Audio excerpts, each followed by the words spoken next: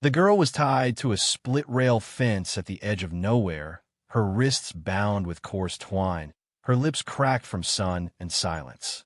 A cicada droned somewhere behind her, and the prairie wind lifted strands of her dust-clotted hair as if even the earth itself wasn't sure what to do with her. She was 18, barely, and had once worn ribbons.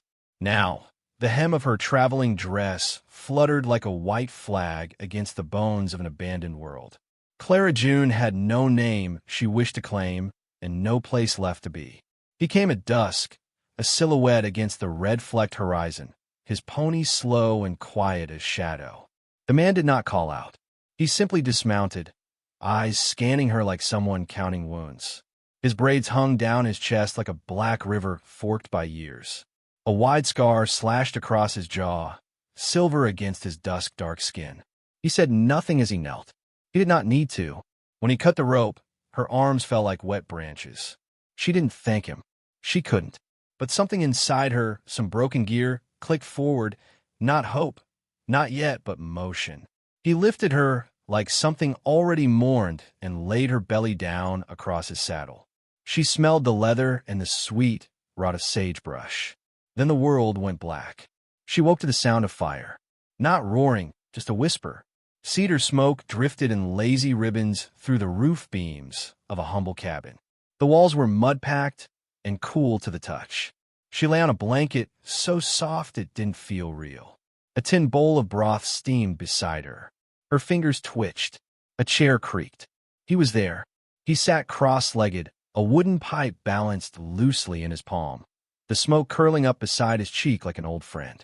He watched her, not with hunger or pity, but with the stillness of a man who has buried more than he has saved. "Eat," he said. His voice was low, the kind that stayed in the ribs after it left the air. She lifted the bowl, cradling it in both hands. It smelled of corn, bone, and something green. It tasted like something she didn't deserve. "Why?" she asked, voice rusted. "You were tied to a fence," he said. "I ran," she confessed. "I left my sister. She took my place." She stared into the fire as if it might judge her. "I was supposed to marry him, but I saw him, fat and red-faced, and staring like I was already bought. I stayed on the train. My sister, Etta," she stepped off instead. "In my dress." The man didn't reply. He stirred the fire. Sparks danced. "Was it wrong?" she whispered. He looked at her then, full on. "Wrong would have been staying where you'd be less than a person." His name was Bear Elk, half Comanche, widower. He did not share the details of his past because pain, in his way of life, was not an offering. It was a weight one learned to carry alone. Clara learned this slowly in the rhythm of silence between them. She stayed. He did not ask her to. Days moved like molasses over warm stone. She gathered water from the stream, though her arms ached. She learned to sweep the dust in slow spirals. He gave her space. She found him sometimes with his hands in the soil, coaxing beans from the dry earth like it was a child that just needed time. He let her grind corn one night, showing her how the stone should kiss the kernels, not crush them. She cried, quietly, when he handed her the smooth grinding stone, because no one had trusted her hands in weeks. In town, gossip stirred like wildfire on the wind. She was seen on Burrelk's land, hissed Miss Alma Cray, the postmistress, over a bowl of pickled beets. "White girl, Comanche man. Scandal, I tell you. She was meant for Miller Briggs," muttered the storekeeper's wife. "Poor Etta married him in her place. Talk as she won't even say her own name now. They're all cursed, those June girls," Alma concluded. "Running or hiding, neither is fitting for a wife." The words fluttered through the church pews and behind lace curtains. But Clara didn't hear them. She was busy becoming something no one had words for. One morning, she tried to leave. She packed a cloth bundle of cornbread and root vegetables and slipped out while the rooster crowed. The sun had not yet broken the line of the mountains. She didn't make it far. At the river's edge, her knees gave out. Her legs trembled with the weight of all she had not faced. Her shame pressed like a rock against her spine. She fell beside the water, chest heaving. He found her there. She did not startle when he approached. He crouched beside her, offering no lecture, just a hand. She took it. He helped her sit upright, wordless.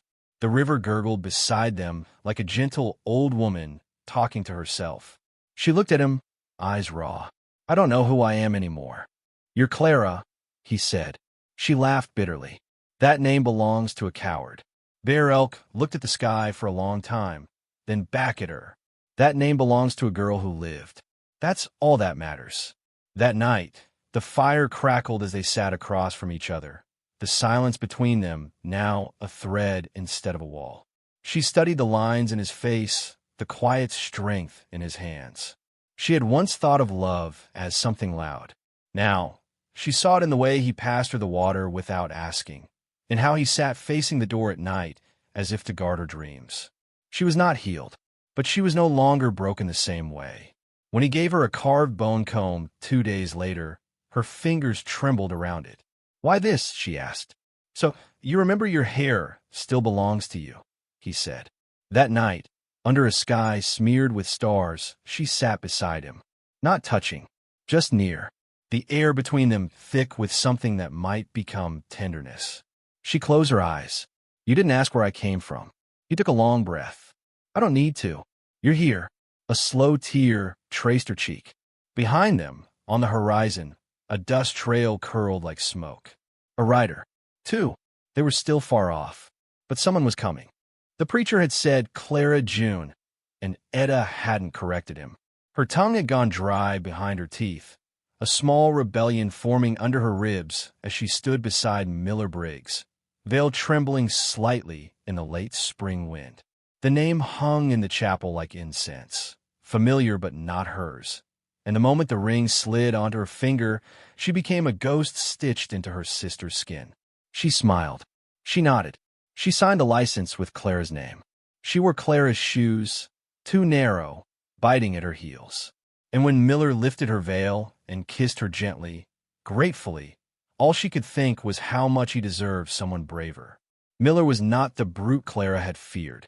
He was a large man, yes, heavy-set and soft in the eyes, but his voice was slow and unsure, like someone who'd been taught to whisper around glass. He brought her tulips from the creek bed and carved her a rocking chair from pine. But she flinched when he touched her back, not out of fear but guilt. Every kindness he offered cut her deeper, because it had never been meant for her. In town, the gossip didn't stop. Miss Alma Cray dropped letters on porches like little bombs, whispering of Bear Elk's wild squaw, how the June girl had run and been taken in like a stray dog by a man with no God. Etta heard it all behind the shelves at the mercantile. She'd nod politely and pack sugar into brown paper bags, her hands trembling with every lie spoken in her sister's absence. Shame wore her thinner than the wind. Meanwhile, on the mesa, Clara woke each day with dirt in her fingernails and peace in her lungs. The scar on her wrist where the rope had burned her no longer stung when she washed. She learned to dry sweetgrass, to get a trout, to braid with intention. She spoke little, but when she did, it was no longer apology, it was choice. Bear Elk built a fence around a corner of the garden, not to trap, but to protect. She painted the gate with wildflowers. They didn't talk about what they were to each other. Instead, there was the way she handed him the axe when he looked to split wood, the way he always left her the last biscuit. At night, he sat beside her, not touching, just listening to the night chorus. Once, during a thunderstorm, when wind tore through the shutters and rain danced like fists on the roof, she crawled across the floor and laid her head against his knee. He rested his hand lightly on her back. Neither moved for hours. That was enough. But peace has a short tether in a land like this. Miller Briggs came home one evening with a letter. The handwriting was unmistakably Clara's, looped and precise.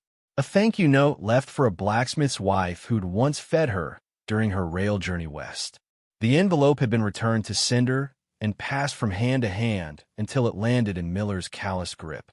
The letter had been postmarked from Dead Mare Crossing, then redirected twice.